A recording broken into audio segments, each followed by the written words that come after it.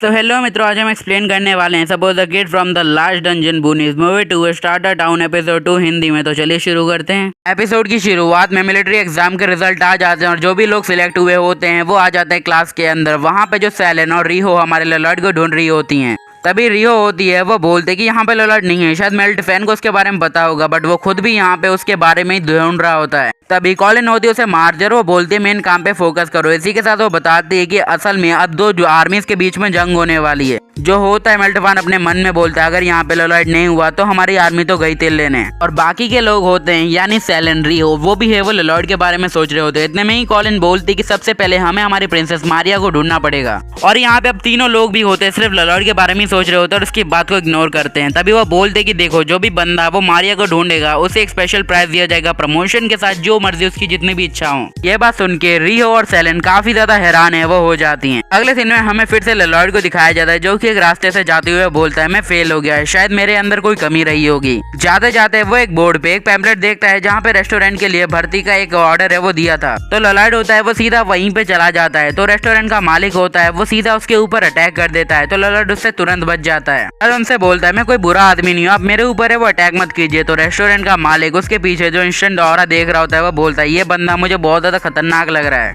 मैंने सुना है कि एक इंपीरियल गार्ड है जो ऐसे ही है वो खुला घूम रहा है, तो शायद ये वही हो। तो अभी लॉर्ड बोलता है कि मैंने आपका पैम्पलेट देखा, आप है वो हायरिंग कर रहे हो ना पार्ट टाइमर की, तो मैं एक पार्ट टाइम जॉब करना चाहता हूँ।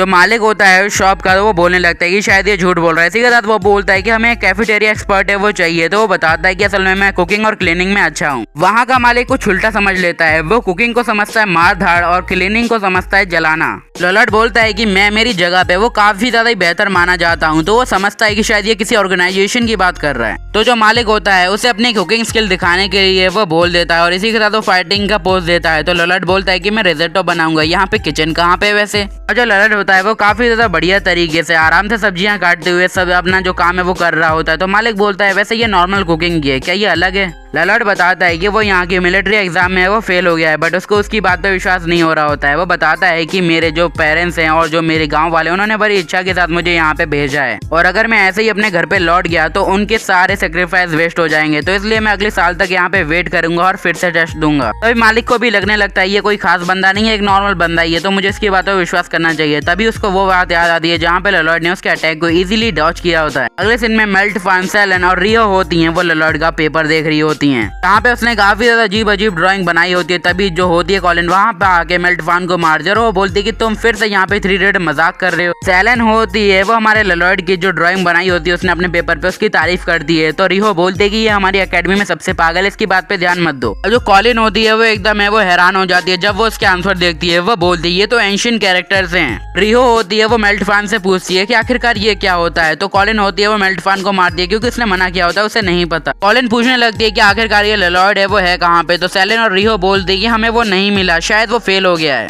अगले सीन में लॉर्ड होता है वो उसके शॉप के ओनर को अपनी डिश बना के वो देता है टेस्ट करने के लिए, बट रेस्टोरेंट के मालिक की फट रही होती है कि कहीं इसने इसके अंदर कुछ जहर नहीं मिला दिया होगा, क्योंकि जब भी कोई गार्ड डाउन करे तो मतलब उसकी डाउन ही हो जाएगी। बट अपने दिल पे भरोसा करके वो सीधा उस फूड को है वो कंज्यूम करता है। अगले सीन में जो रिहो, सेलेन होती है वो होती है कॉलिन से पूछती है कि आखिरकार ये चीज होती क्या है। कॉलिन बताती है कि ऐसे वर्ड्स होते हैं या फिर कहीं ऐसे लेटर होते हैं जिसमें तुम्हें किसी भी तरीके के वर्ड नहीं बोलने होते ना कुछ लिखना होता है, बस इसे ऐसे ही बना दो, तुम्हारा मैजिक फुल है वो सक्सेसफुल हो जाएगा। तभी कॉलिन मेल्ट फैन से बोलती क्या तुमने उसके इंटरव्यूअर से पूछा कि आखिरकार वो फेल कैसे हुआ। तो जो बताता है कि असल में मैंने उससे बहुत ज्यादा बढ़िया से वो पूछा था। तभी रियो होती है वो बोलती है कि तुम्हारा फ्लैशबैक बहुत ज्यादा ही है वो अजीब, इसको बंद करो। मेल्ट फैन होता है वो बोलने लगता है कि इंटरव्यूअर ने मुझे बताया कि उस बंदे ने झूठ बोला कि वो रेनफॉल है वो करवा सकता है। तो रियो को भी उसकी बात पे विश्वास है वो नहीं होता है। तभी कॉलिन बोलती है कि शायद ऐसा हो सकता है वो कर सके, क्योंकि ये एंशिएंट कैरेक्टर है वो इतने ज्यादा पावरफुल होते हैं कि इससे कोई बंदा कुछ भी कर सकता है। अब कॉलिन होती है वो बोलने लगता है कि अगर लॉर्ड के पास इतनी ज्यादा पावर है तो हमें कुछ करना पड़ेगा। अब यहाँ पे रेस्टोरेंट के मालिक को जो हमारे रिजोट्टो बनाया होता है लॉर्ड ने, उसे खा के एकदम मजा आ चुका होता है। अब वो सोचता है कि अब वो लॉर्ड को हायर कर ही ले। इसी के साथ वो उसे अपना नाम क्रोमा मोलिब्डेन में है वो बताता है। तो लॉर्ड बोलता है कि मेरा नाम है लॉर्ड बेलाडोना।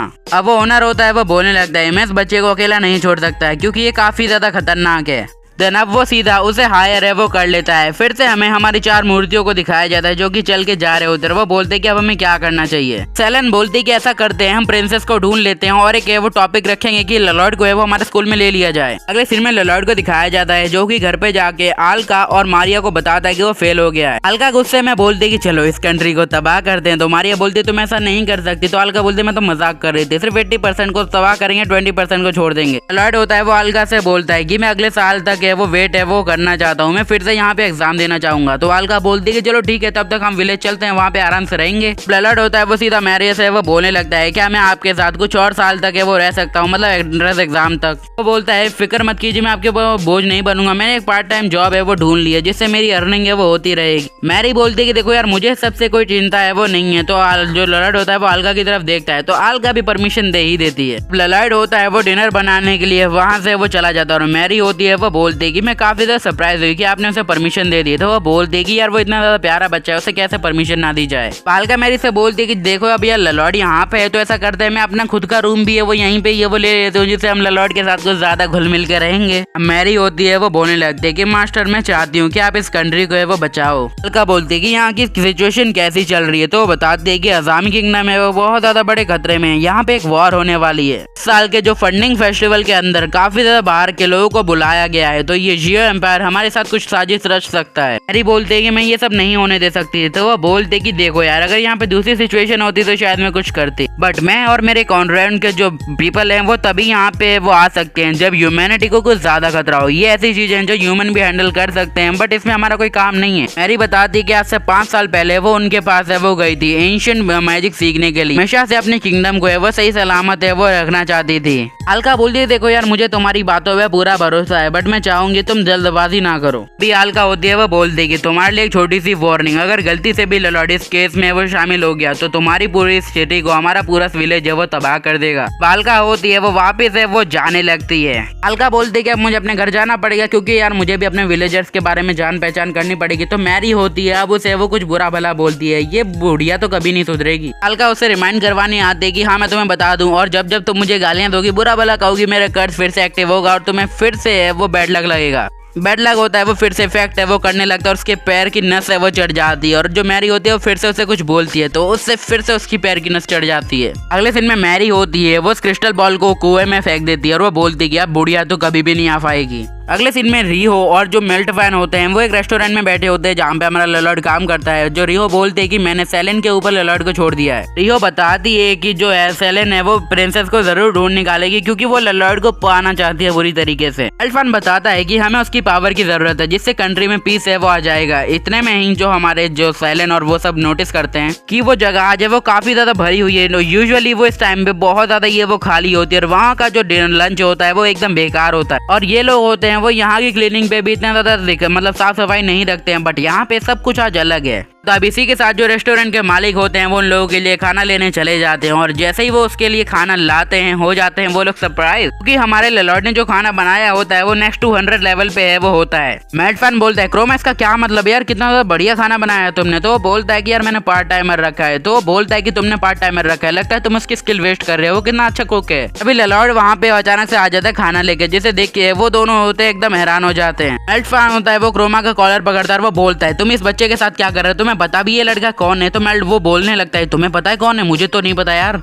वो भी बोलता है यार मेरे को भी नहीं पता, बस मैं तो ऐसे तुक्का मार रहा हूँ। मेल्ट फैन बोलता है क्या तुम्हें पता है वो कितना ज्यादा पावरफुल है। तो वो बताता है मुझे नहीं पता है, मैं भी ये वो खुद उससे संभल के रहता हूँ कहीं वो मेरे ऊपर ही अटैक ना कर दे। अगले सीन में लॉर्ड कचरा फेंकने के लिए खड़ा होता है, इतने में ही एक जो होता है जो भी बग होता है उसके ऊपर अटैक करता है और वो उसे फेंक देता है। लॉर्ड होता है वो अपने काम पे वापस जा ही रहा होता है तो वो अचानक से मैरी को वहाँ पे नोटिस करता है और वो एक गली के अंदर जा रही होती है और कुछ लोग भी उसके पीछे होते हैं। हमें एरन और सेलेन को दिखाया जाता है जो कि फाइट कर रहे होते हैं और एरन बोलता है कि तुम यहाँ पे आके क्या साबित करना चाहते हो, क्या तुम मुझे फॉलो कर रही हो या फिर मुझसे लड़ना चाहती हो। सेलेन होती है वो उसके एक भी बात हुए वो नहीं सुन रही होती है। इस बात से एरन गुस्सा हो जाता है और अपने स्पीयर को वहाँ से निकालता है। सेलेन भी बोलती है अगर तुम्हें लड़ाई एक सही तरीका लग रहा है तो मैं मना नहीं करती और वो बोलती है कि चलो एक प्रॉमिस करते हैं हम दोनों में से कोई भी एक दूसरे के ऊपर कोई रियायत नहीं बरतेगा। तो एरन इस बात को ज्यादा सीरियसली लेता है और फुल अटैक के साथ है वो उसके ऊपर बढ़ता है। सेलेन की एकदम फट जाती है कि आज तो वो गई। इतने में जो उसकी बेल्ट होती है वो अचानक से उसका डिफेंस करती है। सब लोग वहाँ पे हैरान हो चुके होते हैं, खुद सेलेन भी हैरान होती है और वो बोलने लगती है कि शायद कहीं ये लॉर्ड के मेरे लिए प्यार तो नहीं ना।